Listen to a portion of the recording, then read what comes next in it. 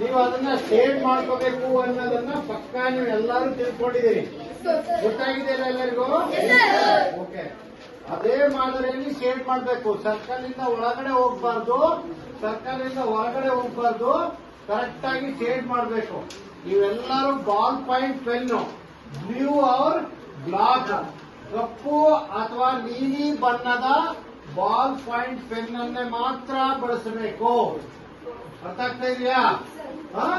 Okay. ಎಲ್ಲ ತುಂಬಾ ಚೆನ್ನಾಗಿ ಮಾಡಿದ್ರಿ. ನಾಳೆ ಭಾನುವಾರ ದಿನ ಪರೀಕ್ಷೆ ಹಾಗೆ ಮಾಡಬೇಕು.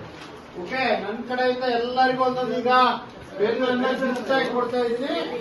ಎಲ್ಲರೂ ಒಳ್ಳೆ ಹಂಗೆ ಬರ್ಬೇಕು, ಬೇಗ ಬೇಗ ಲೈನಲ್ಲೇ.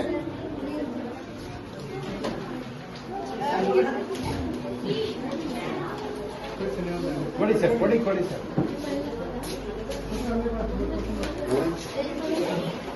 ದಡ್ರಿದ್ರೆ ತಗೊಂಡ್ಮೇಲೆ ಸರ್ ಆಶೀರ್ವಾದ ತಗೋಬೇಕು.